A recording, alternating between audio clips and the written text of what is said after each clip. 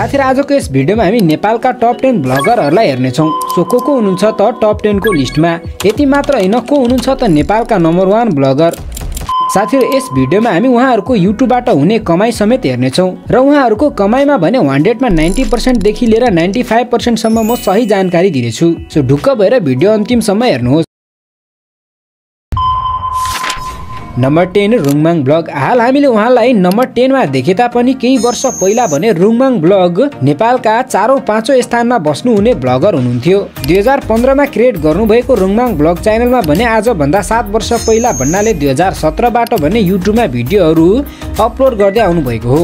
अझै रुङमाङ राईलाई भने हामीले पहिला जस्तो युट्युबमा एक्टिभ भने देख्न सक्दैनौं, तर पनि उहाँको क्रेज भने अहिले पनि एकदमै रहेको हामीले देख्न सक्छौं। साथीहरु उहाँको जन्मथलो भने धरान हो। त्यसैगरी उहाँले च्यानलमा हालसम्ममा 1100 वटा भन्दा बढी भिडियोहरु राखेर 6 लाख भन्दा बढी सब्स्क्राइबरहरु जुटाउन सफल हुनुहुन्छ। त्यसैगरी उहाँको युट्युबको कमाई सम्बन्धी कुरा गर्नु भन्दा पहिला हामी उहाँको च्यानलको एनालाइटिक्स हेरौं। सो उहाँको च्यानलमा प्रत्येक महिना एभरेज 7 लाख देखि 1 मिलियन को हाराहारीमा भ्युज आउने गर्दछ र लास्ट 28 दिनमा भने उहाँको च्यानलमा 8,93,000 भ्युज आएको हामीले देख्न सक्छौं। र हाम्रो क्याल्कुलेसन अनुसार भने रुङमाङ ब्लग च्यानलले प्रत्येक महिना 45,000 देखि 50,000 को हाराहारीमा कमाउने गर्नुहुन्छ।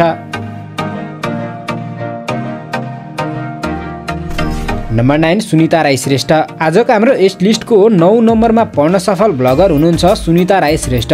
साथीहरु उहाँले 13 फेब्रुअरी 2018 मा युट्युब च्यानल क्रिएट गर्नुभएको थियो, तर उहाँले पहिलो भिडियो भने surprise to my husband title राखेर 11 फेब्रुअरी 2022 मा युट्युबमा राख्नु भएको थियो र आजसम्ममा त्यो दिनदेखि 773 वटा भन्दा बढी भिडियोहरु उहाँले अपलोड गरेर 6,26,000 भन्दा बढी सब्स्क्राइबरहरु जुटाउन सफल हुनुहुन्छ। उहाँको जन्म भने भोजपुर जिल्लामा भएको थियो। टिकटकबाट नै उहाँको युट्युब यात्रा सुरु भएको थियो। त्यसैगरी सुनिता राई श्रेष्ठको च्यानलमा हाल 9.03 मिलियन प्लस हामीले देख्न सक्छौं। ओभरअल डाटा हेर्दाखेरि उहाँको च्यानलमा प्रत्येक महिना लगभग 10 मिलियन भन्दा बढी नै भ्युज आउने गर्छ, जसले गर्दा उहाँले युट्युबबाट नभने पनि एक महिनामा 5 लाख देखि माथि नै कमाउने गर्नुहुन्छ।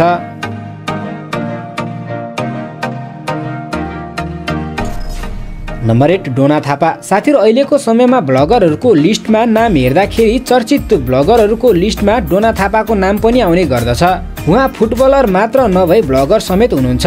साथीहरु तपाईहरुलाई थाहा छ कि छैन 2020 मा मोडेल हन्ट नेपालमा कन्टेस्टेन्टको रूपमा समेत उहाँ सहभागी हुनुहुन्थ्यो। 6 सेप्टेम्बर 2018 बाट युट्युब जर्नी स्टार्ट गर्नुभएको डोना थापाले सुरुवाती दिनहरुमा भने फुटबल स्किल कभर सङहरु हुँदै ब्लगिङतिर लाग्नु भएको हो। आजको समयसम्ममा उहाँले 1100 वटा भन्दा बढी भिडियोहरु राखेर 6,42,000 भन्दा बढी सब्स्क्राइबरहरु जुटाउन सफल हुनुहुन्छ। साथीहरु डोना थापाको घर भने बुटबल रूपेन्देहीमा रहेको छ। त्यसैगरी डोना थापाको च्यानलमा हाल हामीले एकदमै राम्रो रिच देख्न सक्छौं। गएको लास्ट 30 दिनमा उहाँको च्यानलमा भने करिब 6.67 मिलियन प्लस को हाराहारीमा भ्युज देख्न सक्छौं। अब हाम्रो क्याल्कुलेसन अनुसार डोना थापाले युट्युब एड्सबाट एभरेजमा भने 3 लाख देखि माथि नै कमाउने गर्नुहुन्छ।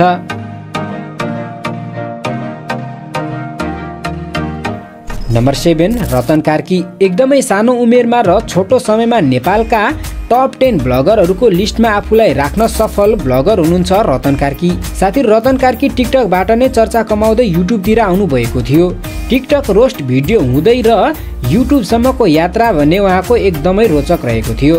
रतनले 19 सेप्टेम्बर 2021 बाट युट्युब जर्नी स्टार्ट गर्नुभएको हो। आजको समयसम्ममा उहाँले यस च्यानलमा 643 वटा भन्दा बढी भिडियो राखेर 6,46,000 भन्दा बढी सब्स्क्राइबरहरु जुटाउन सफल हुनुहुन्छ। रतन कार्की भने चितवनबाट हुनुहुन्छ।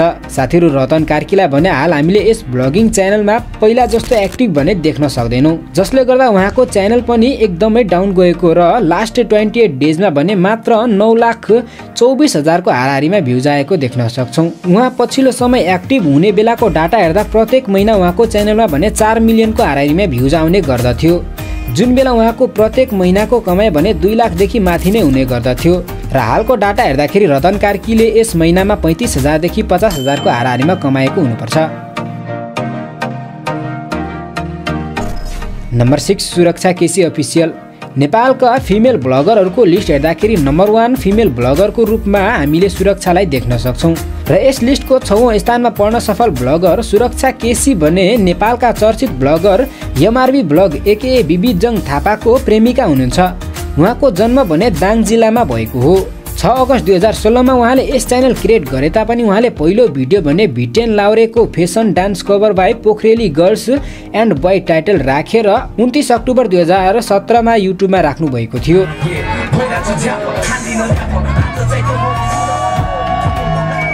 यहीँबाट नै उहाँले मोटो ब्लगको सुरुवात गर्नुभएको थियो।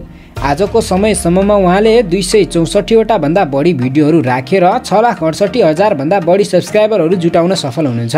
लास्ट 28 डेजको डाटा हेर्दाखेरि उहाँको च्यानलमा लगभग 1.3 मिलियनको हाराहारीमा भ्युज आएको हामीले देख्न सक्छौँ र हाल सुरक्षाको च्यानलको रिच भने डाउन गएको छ। नत्र पछिल्लो महिनाको डाटा हेर्दाखेरि एकदमै राम्रो भ्युज आएको हामीले देख्न सक्छौँ र यसै भ्युज अनुसार क्याल्कुलेसन गर्दाखेरि उहाँले एक महिनामा करिब 1,30,000 देखि 1,50,000 सम्म कमाइ गर्नुहुन्छ।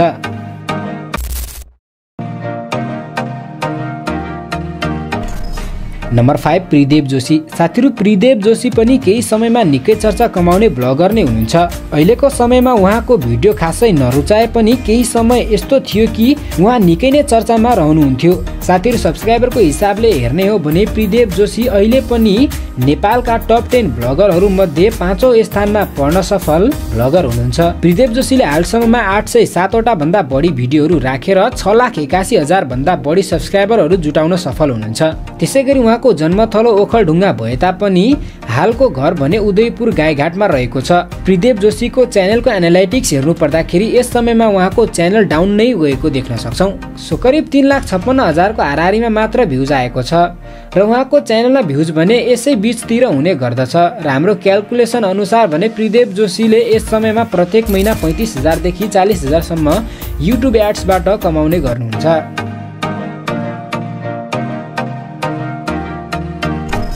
नम्बर 4 अनिल सुनार। यस लिस्टको नामहरू मध्ये सबैभन्दा बढी रमाइलो गराउनु हुने ब्लगर हुनुहुन्छ अनिल सुनार। युवाहरूदेखि लिएर बच्चासम्मले एकदमै रुचाउने ब्लगर अनिल सुनार भने तनहु आबो खैरेनी बाट हुनुहुन्छ। उहाँले टिकटक कमेडी हुँदै युट्युब ब्लगतर्फ लाग्नु भएको हो। उहाँले सुरुवाती दिनहरूमा हास्य भिडियोहरू बनाउनुहुन्थ्यो। 1 सेप्टेम्बर 2019 बाट च्यानलको सुरुवात गर्नुभएको अनिल सुनारले हालसम्ममा 677 वटा भन्दा बढी भिडियोहरू राखेर 6,81,000 भन्दा बढी सब्स्क्राइबरहरू जुटाउन सफल हुनुहुन्छ। नेपालका ब्लगरहरू मध्ये 4औं स्थानमा पर्न सफल अनिल सुनारको च्यानल भने हाल एकदमै डाउन गएको हामीले देख्न सक्छौँ।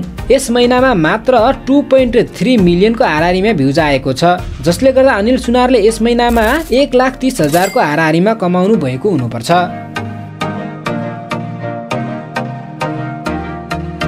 नम्बर 3 सिसन बानिया। नेपालका ब्लगरहरू मध्ये पुरानो ब्लगर हुनुहुन्छ सिसन बानिया। साथीहरु, सिसन बानिया विगत एकदमै लामो समयदेखि ब्लगिङ क्षेत्रमा हुनुहुन्छ।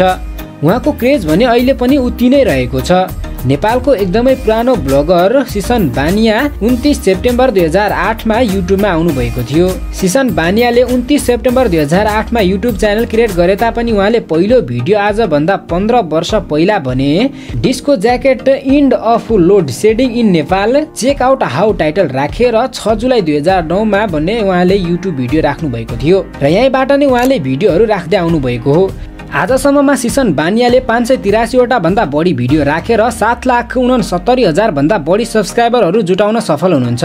उहाँले सुरुवाती दिनहरूमा भने फन्नी भिडियोहरू हाल्नुहुन्थ्यो। साथीहरु, सिसन बानियाको जन्मथलो भने झापा जिल्ला हो। त्यसैगरी उहाँको च्यानलको एनालाइटिक्स हेर्दाखेरि यस समयमा हामीले उहाँको च्यानलमा मात्र करिब 1 लाखको हाराहारीमा भ्युज देख्न सक्छौँ। तर पछिल्लो समयको डाटा हेर्नु पर्दाखेरि एभरेजमा उहाँको च्यानलमा भने 5 लाखदेखि 8 लाखको हाराहारीमा भ्युज आएको हामीले देख्न सक्छौँ र हाम्रो क्याल्कुलेसन अनुसार भने उहाँले प्रत्येक महिना 35,000 देखि माथि नै कमाउने गर्नुहुन्छ।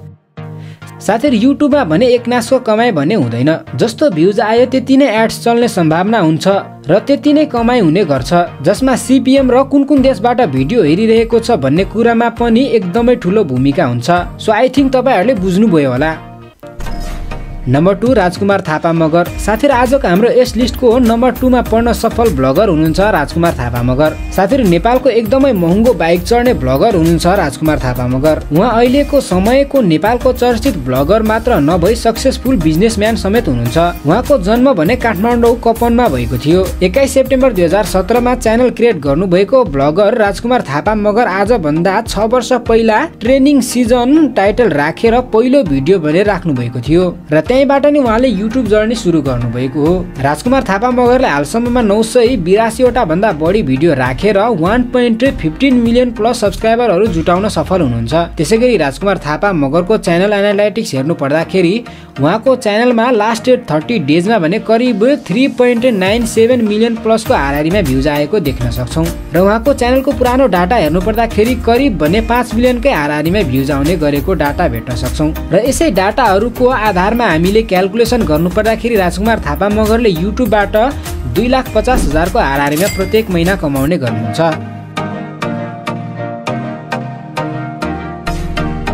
नम्बर 1 एमआरबी ब्लग एके बिबी जङ थापा। साथै यदि तपाईहरुले पनि ब्लगहरू हेर्दै आउनु भएको छ भने तपाईहरुले त अवश्य पनि एमआरबी ब्लगको त नाम सुन्नु भएको हुनुपर्छ। साथै अहिलेका टप 10 नेपालका ब्लगरहरू मध्ये नम्बर 1 मा पर्न सफल ब्लगर बिबी जङ थापाले भने मोटो ब्लगबाट नै ब्लगिङ जर्नी सुरु गर्नुभएको थियो। उहाँले यस च्यानल भने 4 जुन 2015 मा क्रिएट गर्नुभएको थियो। म्याग्दी जिल्लाको बेनीमा जन्मनु भएको बिबीले पहिलो भिडियो भने आज भन्दा 7 वर्ष पहिला accident own Pulsar bike GoPro live video title राखेर 15 मे 2017 मा पहिलो भिडियो राख्दै उहाँले युट्युब जर्नी सुरु गर्नुभएको थियो। साथै त्यसैगरी एमआरबी ब्लग च्यानलमा भने हालसम्ममा 581 वटा भन्दा बढी भिडियोहरू राखेर 1.21 मिलियन प्लस सब्स्क्राइबरहरू जुटाउन सफल हुनुहुन्छ। त्यसैगरी उहाँको च्यानलमा हाल केही रिच यस समयमा भने थोरै घटेको देख्न सक्छौं, तर पनि ओभरअल हेर्दाखेरि राम्रै रिच हो, जसले गर्दा उहाँको च्यानलमा लास्ट 30 डेजमा भने 2.19 मिलियन प्लस भ्युज आएको देख्न सक्छौं। सो यसै भ्युजलाई आधार मानि क्यालकुलेसन गर्नुपर्दाखेरि एमआरबी ब्लग च्यानलले भने एक महिनामा 1,19,000 देखि लिएर माथि नै कमाउने गर्नुहुन्छ। सो यो चाहिँ उहाँको युट्युब एड रेभेन्यू मात्र हो। हामीले यस भिडियोमा उहाँहरूको स्पोन्सर र एफिलिएटलाई छाडेर मात्र युट्युब एड्सको कमाई जोडेर यति कमाई भएको हो। आजको भिडियोमा यति नै। भिडियो कस्तो लाग्यो कमेन्ट गर्नु होला।